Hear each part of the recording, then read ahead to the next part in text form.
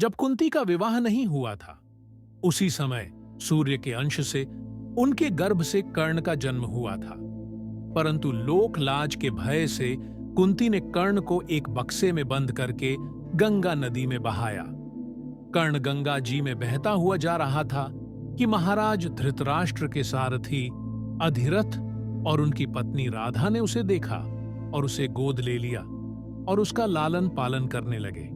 कुमार अवस्था से ही कर्ण की रुचि अपने पिता अधिरथ के समान रथ चलाने की बजाय युद्ध कला में अधिक थी।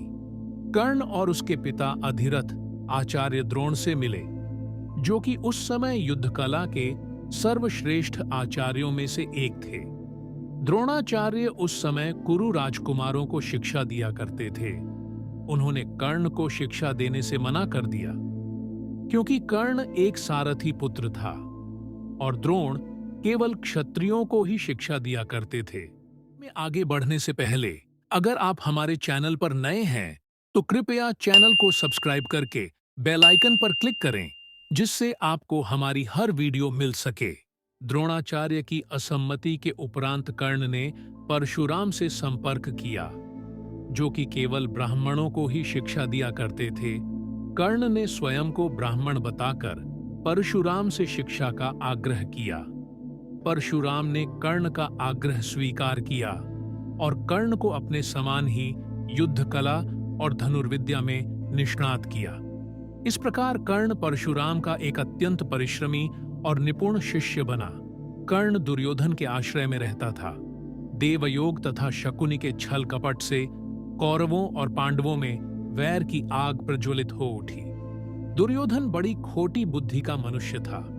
उसने शकुनि के कहने पर पांडवों को बचपन में कई बार मारने का प्रयत्न किया। युवावस्था में आकर जब गुणों में उससे अधिक श्रेष्ठ युधिष्ठिर को युवराज बना दिया गया, तो शकुनि ने लाक्ष्य के बने हुए भवन में पांडवों को रखकर आग लगाकर उन्हें जलाने का प्रयत्न किया। किंतु विदुर की सहायता से पांचों पांडव अपनी माता के साथ उस जलते हुए घर से बाहर निकल गए। वहां से एक चक्रा नगरी में जाकर वे मुनि के वेश में एक ब्राह्मण के घर में निवास करने लगे। फिर बक नामक राक्षस का वध करके व्यास जी के कहने पर वे पांचाल राज्य में, जहां द्रौपदी का स्वयंवर होने वाला था, गए। पांचाल राज्य में अर्जुन के लक्ष्य भेदन के कौशल से मत्स्य भेद होने पर पांचों पांडवों ने द्रौपदी को पत्नी रूप में प्राप्त किया। द्रौपदी स्वयंवर के पहले विदुर को छोड़कर सभी पांडवों को मृत समझने लगे। धृतराष्ट्र ने इस कारण शकुनि के कहने पर दुर्योधन को युवराज बना दिया। स्वयंवर के तत्पश्चात दुर्योधन आदि को पांडवों के जीवित होने का पता चला।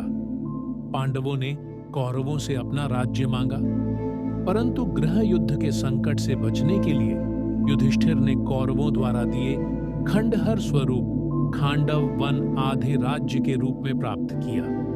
पांडुकुमार उन्हें युद्ध में भगवान कृष्ण जैसे सारथी मिले थे तथा उन्होंने आचार्य द्रोण से ब्रह्मास्त्र आदि दिव्य आयुध और कभी नष्ट न होने वाले बाण प्राप्त किए थे।